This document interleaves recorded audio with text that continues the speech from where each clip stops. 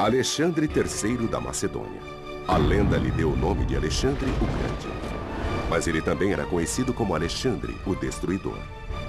Quem entrasse em seu caminho era esmagado, ele aniquilava. Alexandre se considerava um deus. Seus admiradores o consideravam um gênio militar. Seus inimigos o chamavam de diabólico. No Oriente, ele é um vilão. Seu nome no Oriente é Iskender. E ele é Iskender, o assassino. Iskender, que traz a morte. Iskender, destruidor de cidades. Ele é o bicho-papão.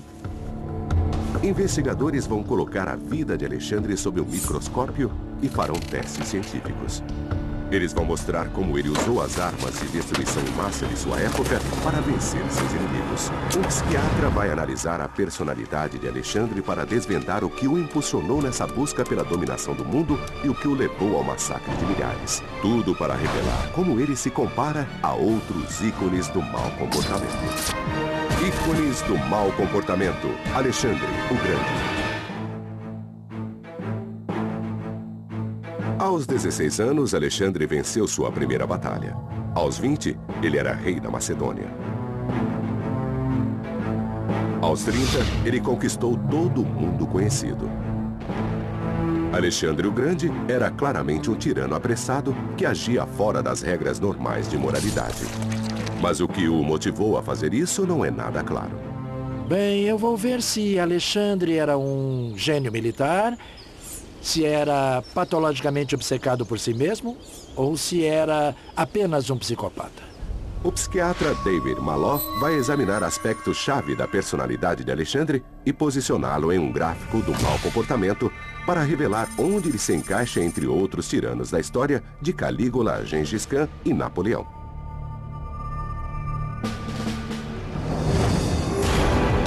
As histórias de horror são muitas. Ele não só destruiu cidades e matou soldados, também massacrou mulheres e crianças inocentes. Se estivesse do lado oposto a Alexandre, essa poderia ter sido uma das experiências mais devastadoras de sua vida. Ele liderou seu exército numa marcha forçada pelo deserto e 25 mil homens morreram. Ele matou seu amigo mais próximo numa fúria alcoólica. Ele crucificou 2.000 homens que ousaram enfrentá-lo e podem ter ajudado no assassinato de seu próprio pai. É uma ficha devastadora. Mas o registro histórico é nebuloso. Fontes antigas apresentam diferentes Alexandres. General carismático, deus vivo, megalomaníaco, assassino psicótico. Quase todos os registros são baseados num texto chamado As Proezas de Alexandre, escrito durante sua vida por um historiador particular.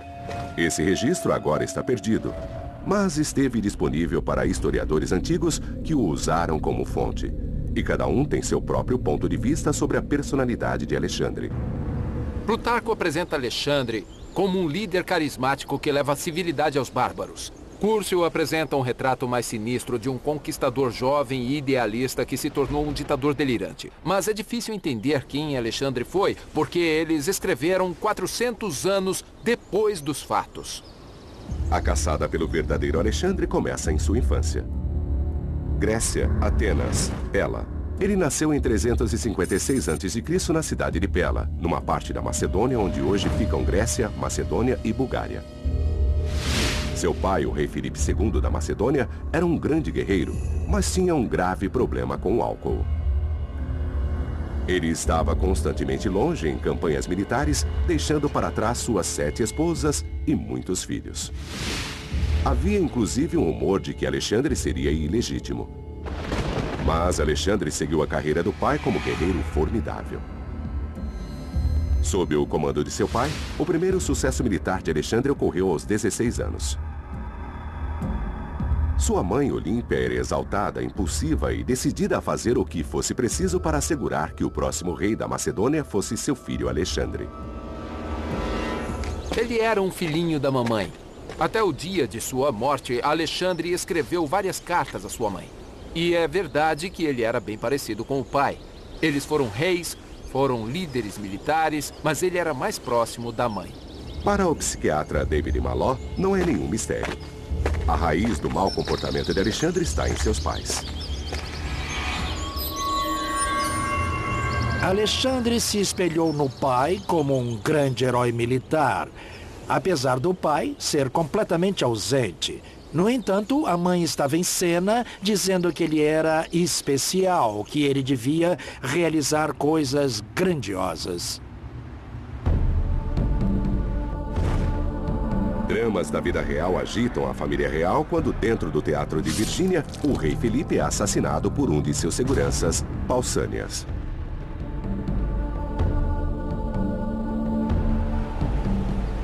De acordo com algumas fontes, Aristóteles e Diodoro, esse caso estava resolvido. Pausanias matou sozinho Filipe, da Macedônia, aqui no teatro.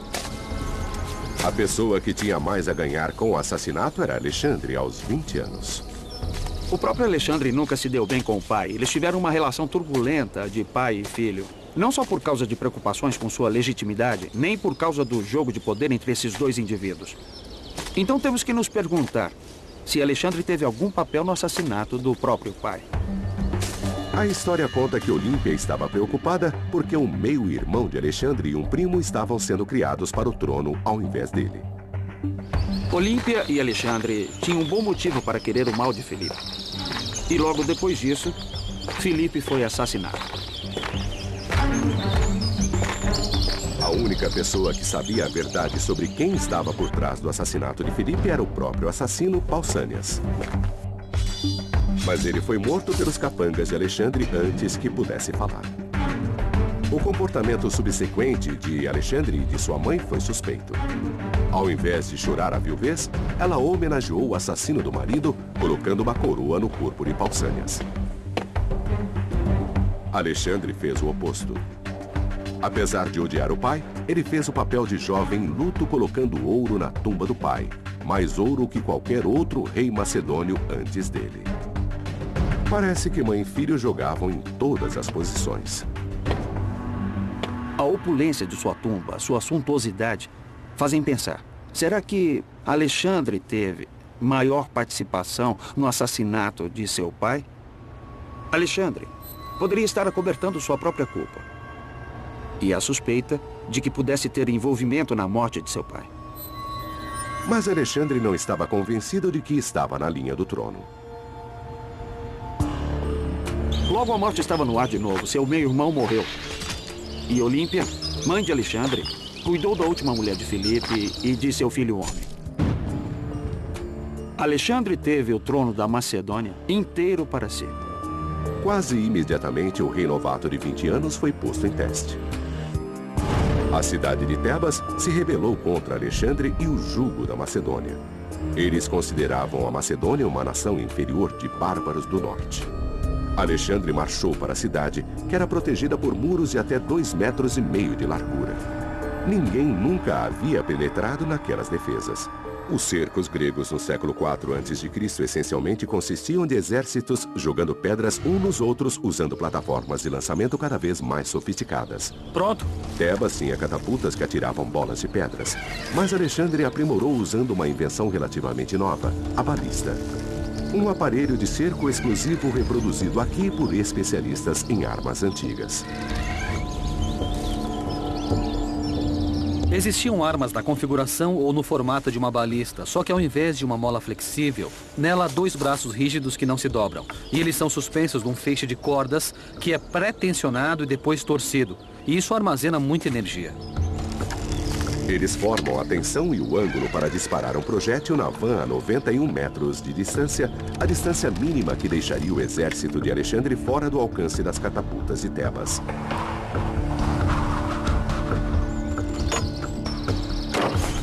Mas Alexandre precisa de mais do que um golpe direto. Ele precisa de muitos no mesmo lugar para enfraquecer os muros de 2,5 metros de largura. Na primeira tentativa, os projéteis caem perto, a 15 metros. Ainda mantendo a distância de 91 metros, os especialistas mudam o ângulo de disparo e aumentam a tensão empurrando a munição mais para trás.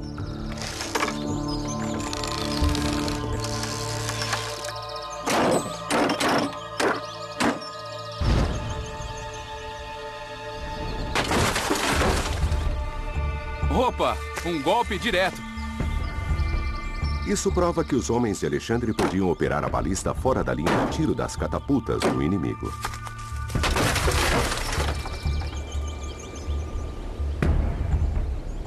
Demos bons tiros. Temos alguns golpes certeiros aqui. E certamente esse aqui foi o nosso melhor tiro. O que realmente demonstra o poder destrutivo disso é o fato de que toda a lateral da van ficou amassada. Isso pode fazer bastante estrago.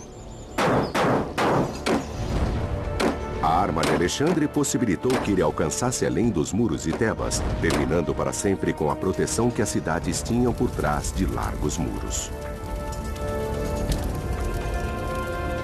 Desse ponto em diante, não tinha mais para onde correr. Não havia lugar livre do exército de Alexandre. Mais de 6.000 pessoas em Tebas foram mortas. A cidade, um dia grandiosa, foi derrubada por um jovem recém-saído da adolescência. Não se deixe enganar pela imagem heróica. Por trás da beleza juvenil de Alexandre, basicamente era um Saddam Hussein. Num minuto ele era seu melhor amigo, no outro estava cortando sua cabeça. Então, quando a cidade de Tebas se rebelou, ele não só a puniu, ele a destruiu. Ele basicamente disse a todas as outras cidades gregas: me enfrentem e corram os riscos. E quer saber, funcionou. Em Tebas, 30.000 sobreviventes, inclusive mulheres e crianças, foram vendidos como escravos. Alexandre aterrorizou o resto da Grécia para submetê-la. Ela nunca mais se rebelaria contra Alexandre. Agora, ele estava pronto para aterrorizar todo o mundo conhecido. Alexandre o Grande, aos 20 anos, destruiu a cidade rebelde de Tebas. Agora ele planejava uma campanha militar que nem seu pai realizou. Ele estava prestes a tomar o poderoso Império Persa. A cabeça de ponte da grande invasão de Alexandre foi a cidade de Troia, cenário de lendárias batalhas entre gregos e troianos. Troia. Para Alexandre, era uma peregrinação. Ele foi criado ouvindo histórias sobre guerreiros gregos, principalmente do super-herói Aquiles.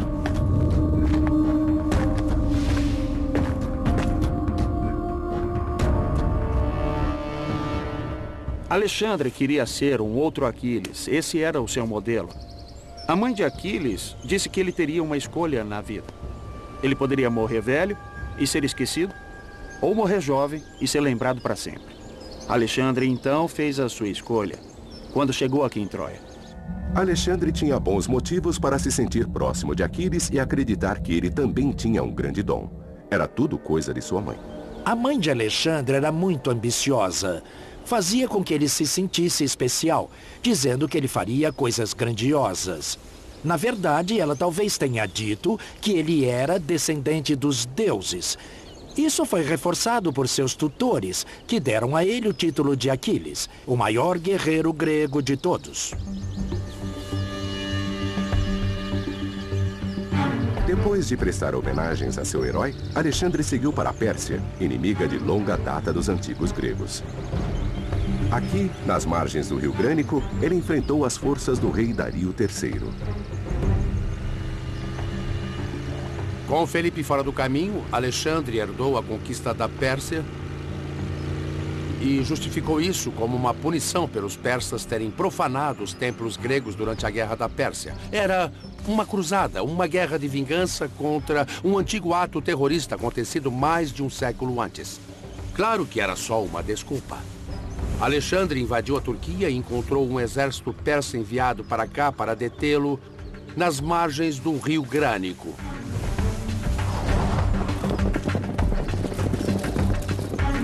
E essa foi a primeira vez que Alexandre venceu em seu estilo típico.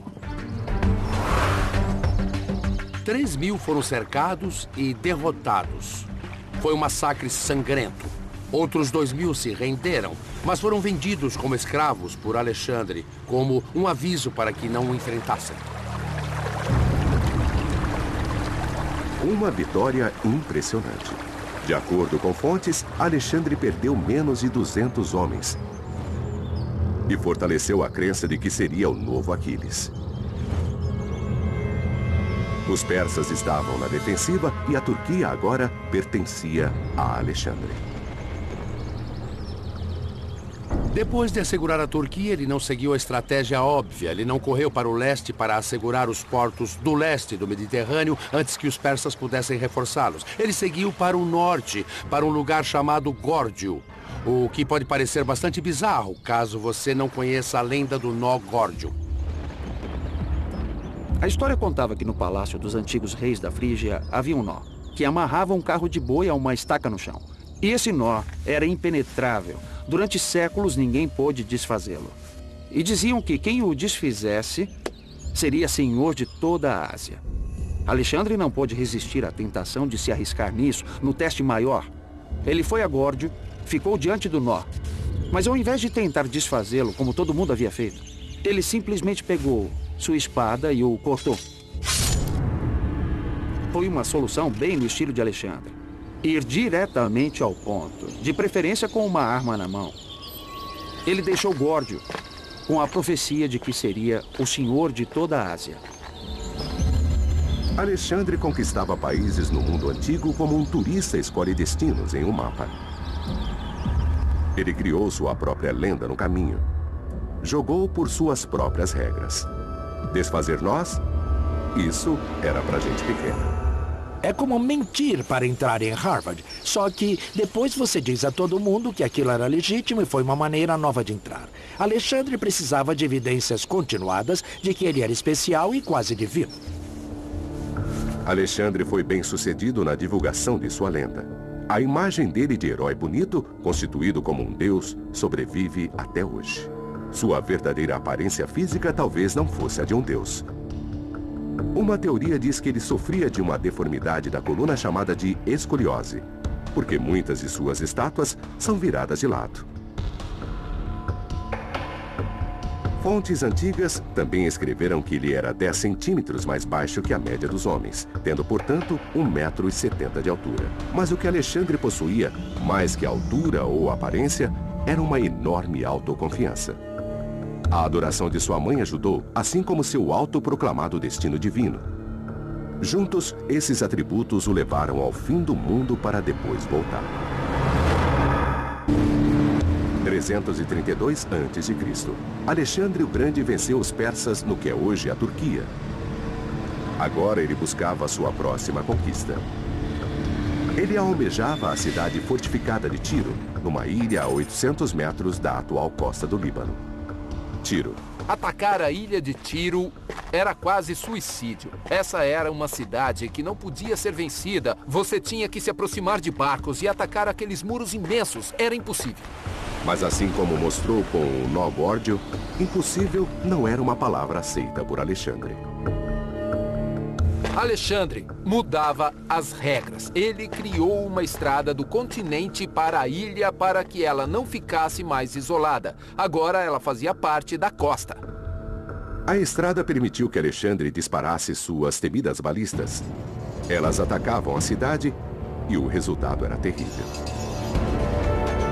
Alexandre invadiu a cidade, matou 8.000 cidadãos e crucificou 2.000 soldados inimigos nesta praia. A brutalidade de Alexandre, estuprando mulheres e matando todos os prisioneiros, repercutiu em toda a Ásia. E o medo e o choque psicológico fizeram com que várias cidades imediatamente abrissem seus portões e se submetessem a Alexandre, para não encararem a derrota e a morte. A mensagem era clara: não mexam com Alexandre. Para Alexandre, Tiro foi a confirmação de seu destino como Deus. A Ásia agora pertencia a ele, como dizia a profecia. Alexandre continuava a acreditar que era especial. Quando alguém tentava resistir, ele encarava isso como uma afronta pessoal. Ele não somente derrotava, mas também massacrava. Isso também servia como exemplo para o resto do mundo. Grécia, Turquia, Síria, Líbano, Israel, Egito. Depois de lutar por 3 anos, o Império de Alexandre cobria 647.000 quilômetros quadrados, 5 vezes o tamanho da Grécia moderna.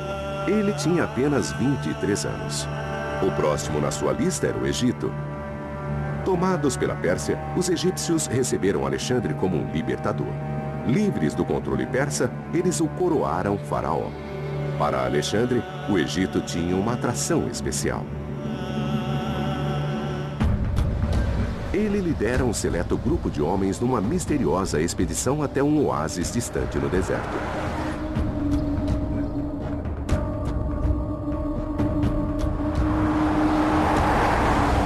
Se Alexandre e seus homens ficassem sem água, estavam perdidos. É uma viagem de 1000 quilômetros pelo meio do deserto. Se acontecesse uma tempestade de areia, os rastros dos quais até os guias locais dependem estariam desfeitos e Alexandre e seus homens estariam perdidos para sempre num mar de areia. Então, seja o que for que ele buscava no oásis de Siwa, Alexandre deve ter achado que valia a pena correr o risco. Havia um local sagrado na lista de Alexandre, o oráculo de Amon, no oásis de Siwa.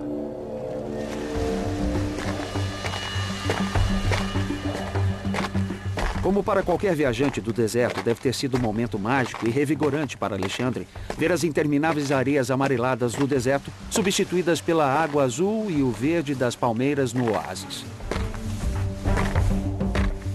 Alexandre não veio aqui pela paisagem. Ele estava em busca de respostas. O oráculo era um lugar onde os antigos consultavam os deuses por via do sacerdote residente. Primeiro, Alexandre decidiu acabar com qualquer rumor de que estava envolvido no assassinato de seu pai. Ele perguntou ao sacerdote se o culpado foi punido. O sacerdote disse que sim. Caso encerrado. Então, se pensarmos no possível envolvimento de Alexandre na morte de seu pai e da necessidade de constantemente se livrar dessas acusações aos olhos do público, então essa viagem até Siwa para fazer essa pergunta passa a fazer mais sentido.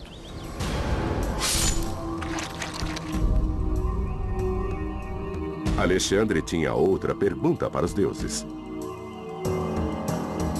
Ele conquistaria todo o mundo? Ele recebeu sua resposta em grego truncado. Dizem que o sacerdote tentou dizer a ele em grego, "Ó pai Dion, querido filho." Mas seu grego não era muito bom, e ao invés disso ele teria dito, "Ó pai Dios, filho de um deus." Então, Alexandre saiu de Siwa não só homem, mas acreditando ser um deus. Alexandre ouvia o que queria ouvir e acreditava no que queria acreditar. Seu ego não conhecia limites. O incidente no templo deve ter sido música para os seus ouvidos. Ele alimentou seu narcisismo, alimentou aquela imensa vaidade. Alexandre tinha uma necessidade de ser especial e único. Ele já tinha feito muitas coisas, mas queria ampliar essa ideia de que era único para o mundo ao seu redor. Agora Alexandre estava convencido de que era um deus. O oráculo havia dito. Era hora de testar seus novos poderes no antigo inimigo. No mesmo ano em que Alexandre foi até o oráculo de Siwa, ele enfrentou novamente o rei persa Dário em uma batalha num lugar chamado Gaugamela. Corria a notícia de que o rei Dario tinha reunido um exército de 250 mil homens, 5 vezes maior que o de Alexandre. Mas Alexandre não se desconcertou. Ele aproveitou a oportunidade para guerrear com seu inimigo pelo reinado da Ásia e para encerrar a questão de uma vez por todas. Em outubro de 331 a.C., o embate entre Alexandre e os persas aconteceu em Gaugamela, hoje norte do Iraque. A história conta que, apesar de ter 5 vezes menos homens, Alexandre manobrou sua força com habilidade excepcional. Ele liderou pessoalmente sua pouca cavalaria até que abrissem um buraco nas linhas inimigas em um momento crítico.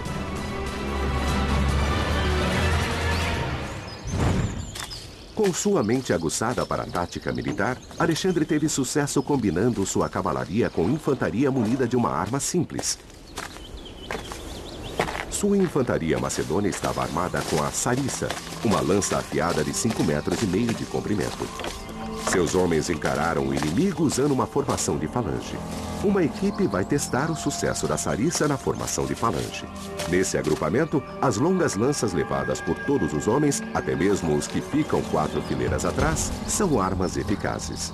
Isso tem uma vantagem, comparado ao estilo de luta só com os homens da frente. Uma fileira de cada vez. É uma disputa e tanto, porque os únicos que poderiam usá-las eram os homens da frente, enquanto eles têm fileiras de caras com suas lanças perto de mim. Todos os meus colegas têm lanças assim. Eu tenho que passar por um de cada vez. Mas você vê que parece que estou diante de um ouriço. Essa tática dá a Alexandre uma maneira de igualar a situação para seu exército em menor número. Os especialistas também querem testar uma teoria controversa de que a formação apertada das sariças poderia desviar flechas.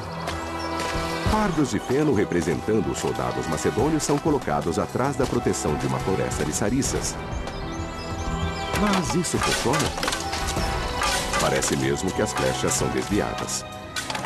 Você ouve o som quando elas atingem uma sariça. Só uma inspeção de perto vai dizer ao certo. Há um macedônio morto aqui. Algumas flechas foram desviadas, mas 80% passaram. A teoria da muralha impenetrável de lanças de Alexandre não resiste ao teste. Mas a genialidade militar de Alexandre é suficiente. O exército macedônio estava, sem dúvidas, no seu melhor período. Nada se igualava. Com Alexandre no comando, ele nunca perdeu uma batalha. Academias militares estudam suas táticas até hoje. O Pentágono editou uma monografia com um capítulo inteiro dedicado às táticas de Alexandre. Depois da Batalha de Gaugamela, a resistência persa desmoronou. Alexandre era o governante inconteste da Pérsia. Ele era, sem dúvidas, o homem mais poderoso do mundo. Mas o poder subiu à sua cabeça. Ele acabaria pagando o preço por sua arrogância. Alexandre o Grande, em campanha constante havia 5 anos. Comandava o império mais extenso que o mundo já tinha visto. Ele tinha apenas 25 anos. Líbano, Síria, Iraque, Gaugamela, Babilônia. Depois de esmagar os persas, ele entrou em triunfo na Babilônia. A cidade correu para cumprimentá-lo. Sacerdotes e oficiais foram encontrá-lo. Seu caminho estava coberto de flores. Ofereceram presentes a ele. Entregaram a cidade, a cidadela e o tesouro em suas mãos. E logo os babilônios também coroariam Alexandre, o rei do universo. Não satisfeito, Alexandre marchou para Persépolis, onde os reis persas mantinham seus tesouros. Ele saqueou 180 mil talentos de ouro e prata, o equivalente a mais de 4 bilhões de dólares hoje. Alexandre era um conquistador em série. Mas, como seu pai, ele bebia demais. E como seu pai, era um péssimo bêbado.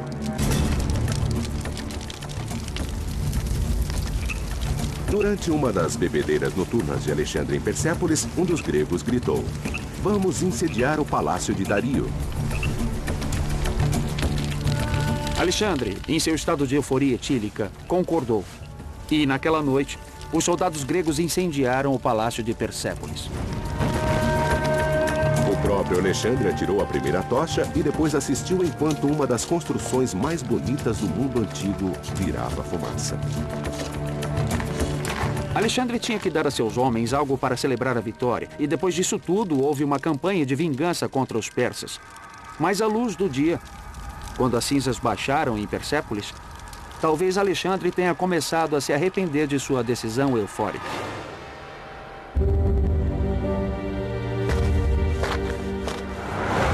Para muitos dos leais soldados de Alexandre, a grande aventura começava a perder a graça. Depois de 5 anos de campanha, eles estavam cansados e com saudade de casa. Eles eram estrangeiros em uma terra estranha, rodeados de costumes estranhos. E pior, Alexandre começava a adotar alguns desses costumes. E seus homens não gostaram disso. Alexandre começou a recrutar os persas para seu exército. Começou a convidá-los para sua corte. Depois fez o impensável. Começou a se tornar um nativo. Ele adotou seus costumes, adotou suas vestimentas e para soldados macedônios isso era inaceitável. Eles não tinham vindo para se tornarem persas. Vieram para conquistar. Alexandre passou a ter 2 reações à tomada da Pérsia.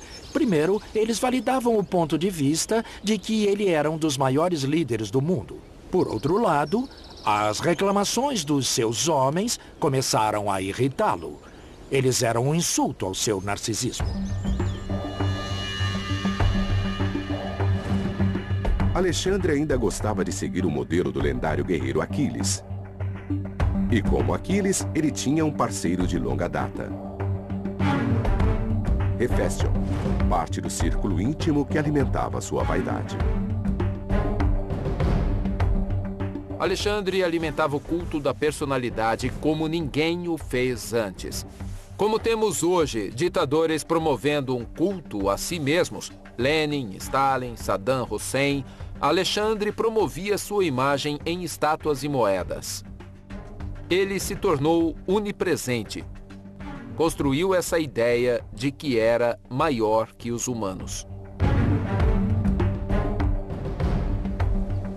Uma outra maneira de Alexandre imprimir sua autoridade em seu império era fundando e depois dando seu nome a cidades. A mais famosa delas foi Alexandria. Mas dizem que Alexandre deu seu nome não só a uma cidade, mas a 57 cidades. E o nome de seu cavalo, e talvez até o nome de seu cachorro a outras. Isso sinaliza um tipo de comportamento que ditadores da Europa do século XX também usaram. Isso enfatiza a necessidade dele em imprimir uma autoridade no local, mas também um desejo e uma crença de imprimir sua lenda na história para todo sempre. E a maneira de fazer história era continuar vencendo batalhas e expandindo o império. Os soldados podiam querer ir para casa, mas Alexandre não deixava. Ele precisava de reforço constante no seu desejo por fama e glória. Alexandre queria conquistar o mundo porque ele precisava ser especial. A pessoa mais poderosa do mundo. Ele agora tinha tanto descaso pelos outros que escolheu uma esposa persa, sem se importar em como isso ofenderia seus soldados. O casamento com uma noiva estrangeira, uma princesa persa, era uma grande política para os persas, mas era ultrajante para os soldados. Ele arruinou sua reputação com os macedônios. Para piorar a situação, Alexandre ordenou que seus homens, quando em sua presença, fizessem a prosinese, o ato de se prostrar em obediência. Para os gregos, essa era uma honra reservada somente aos deuses. Se Alexandre sabia do descontentamento, não demonstrou nenhum sinal de preocupação. Logo, um plano de assassinato estava no ar. Um homem chamado Filotas e seu pai Parmênio foram acusados de tentativa de assassinato de Alexandre. Era uma acusação grave. Mas Alexandre a levou tão a sério porque, pouco antes disso, Filotas tinha dito a Alexandre que todo o seu sucesso em campanhas militares não era devido ao seu gênio, mas ao de Parmênio, seu general, pai de Filotas. Foi esse insulto à sua habilidade e ao seu sucesso que talvez tenha feito Alexandre levar essa teoria conspiratória tão a sério. Alexandre decidiu se livrar desse probleminha rapidamente. Ele não esperou um julgamento ser feito. Mandou assassinos matarem Filotas e Parmênio.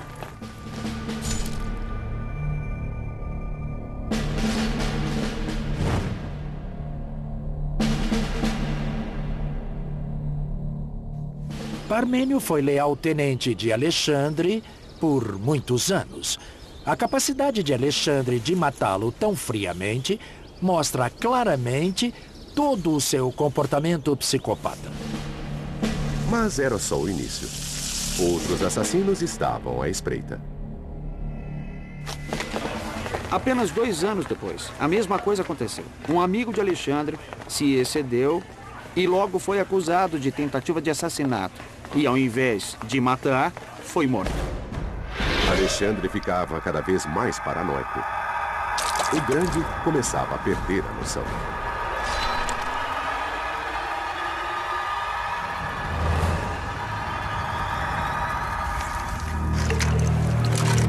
Alexandre recorreu à bebida de novo com consequências devastadoras. Em outra bebedeira com seus companheiros, Alexandre falou sobre seu pai Felipe. Ele lamentou o fato de Felipe nunca ter reconhecido suas realizações. Clito, que era um dos generais de Alexandre, disse: "Você desonra seu pai dizendo que é filho de um deus. Felipe foi melhor general do que você jamais será." Enfurecido, Alexandre pegou uma lança e avançou em Clito, matando-o instantaneamente. De acordo com fontes, Alexandre se encheu de remorso. Ele tentou se matar com uma lança e teve que ser contido. Clito era um dos amigos mais antigos de Alexandre. A tentativa de suicídio e a reclusão em sua tenda por 3 dias podiam ser uma dramatização inteligente, algo para satisfazer as tropas, mas pareceu ser algo muito sentido. Houve remorso. Esse foi um crime de paixão e exasperação cometido pelo álcool. Agora os planos de assassinato vinham rápida e furiosamente. O mundo de Alexandre se desenredava e o poder escapava de suas mãos.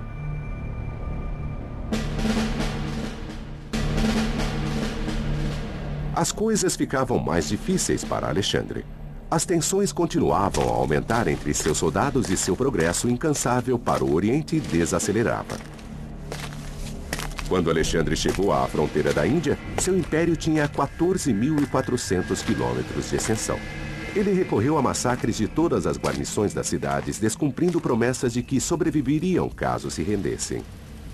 Afeganistão, Paquistão.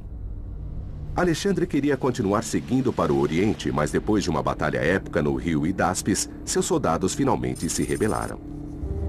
Os homens de Alexandre estavam cansados de estarem longe de suas casas e famílias por mais de 8 anos. Eles também estavam cada vez mais cansados do estilo de liderança ditatorial de Alexandre.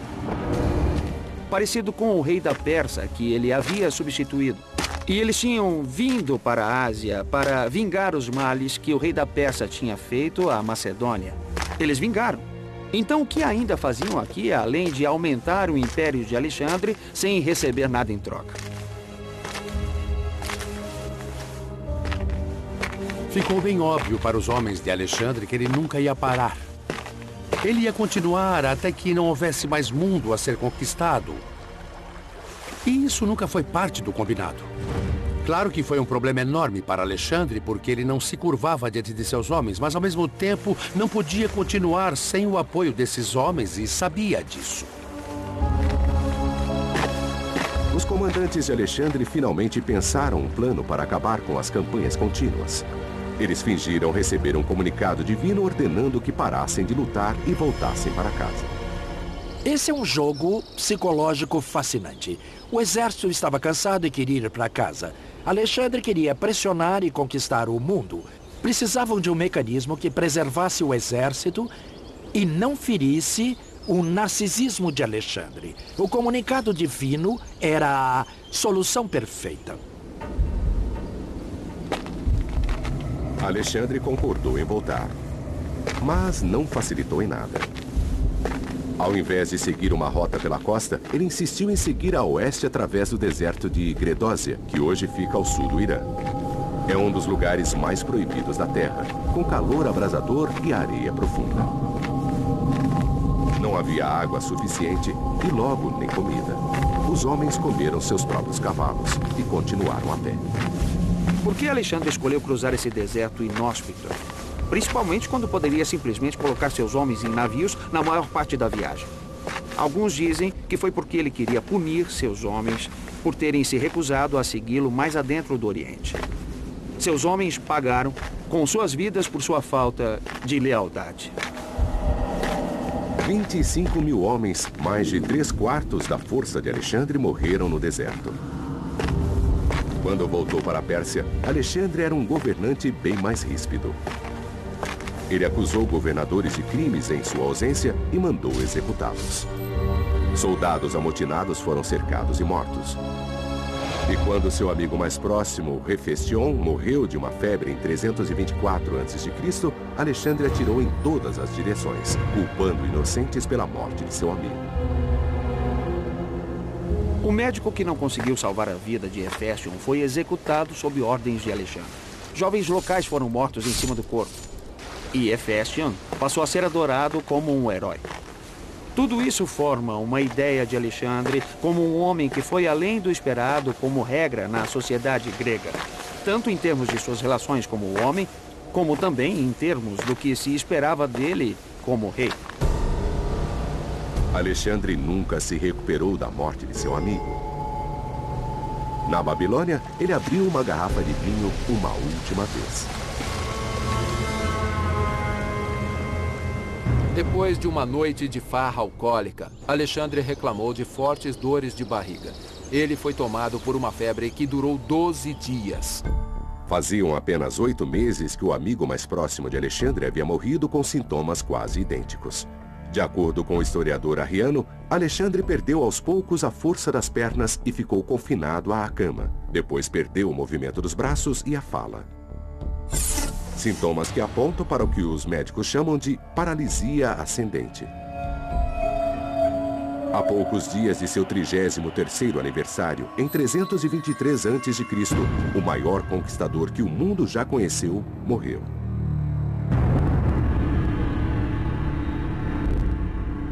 O médico da emergência, Dr. Rahim Valani, explica a causa da morte de Alexandre. O candidato mais óbvio à doença fatal é a malária. Sabemos que a malária foi endêmica naquela época e que Alexandre viajou a muitos países e regiões diferentes. Então, ele pode ter contraído a doença em qualquer ponto de qualquer uma dessas regiões endêmicas da malária. Mas nesse caso em particular, acho que ela não foi a culpada pela morte de Alexandre. Apesar do que parecem ser sintomas da malária, o Dr. Valani acredita que há uma explicação mais plausível. O que eu concluo é que Alexandre morreu de uma febre tifoide devido aos sintomas que se encaixam classicamente nessa apresentação. Alguém pode não ter lavado as mãos corretamente e pode ter contaminado a comida ou a água. Ele pode ter pego dessa forma. Nessa situação, a febre tifoide é associada à paralisia ascendente. O que acontece com a bactéria é que ela entra na corrente sanguínea e provoca uma forte septicemia. Seus vasos sanguíneos dilatam, você perde pressão sanguínea, entra em coma e morre de infecção. Dizem que em seu leito de morte, quando perguntaram a quem deveria passar o império, Alexandre disse: ao mais forte. Alexandre marchou sobre metade da circunferência da Terra. Pelo caminho, ele nunca perdeu uma batalha e levou muitos homens à morte. Ele se tornou um megalomaníaco sedento por sangue que se considerava um deus. Matou companheiros leais e pode ter ajudado no assassinato do próprio pai. Então, onde esse comportamento o coloca numa escala psicológica de tiranos? Ele era um psicopata assassino em busca de emoção como Calígula ou um assassino obstinado como Gengis Khan? Alexandre tem um padrão de crueldade excessiva e desnecessária sem remorso. Então ele tem características de um psicopata assassino. No entanto, não é tudo por um desejo de sangue. Boa parte da violência tem um objetivo direto. Isso torna Alexandre um pouco dos dois. Obstinado com um toque de psicopatia. E tem outro fator importante, seu narcisismo. Alexandre tem muitos pontos na escola do narcisismo. A necessidade de ser especial, a necessidade de que o mundo saiba que ele é especial, a necessidade de se conectar aos deuses, tudo mostra que ele é um narcisista. Então, quem na história tem traços de personalidade parecidos com os de Alexandre? Alexandre me lembra Napoleão, o comandante militar. Os dois buscavam seus objetivos, os dois queriam conquistar o mundo, os dois queriam sempre a glória. E os dois acreditavam que estavam certos. Levado por uma crença obsessiva, Alexandre construiu o maior império que o mundo já viu. Apesar de ter grandes traços de crueldade, seu biógrafo fez questão de que ele fosse lembrado por sua habilidade militar. Por isso, mais de 2000 anos depois, ele ainda é conhecido como Alexandre, o Grande.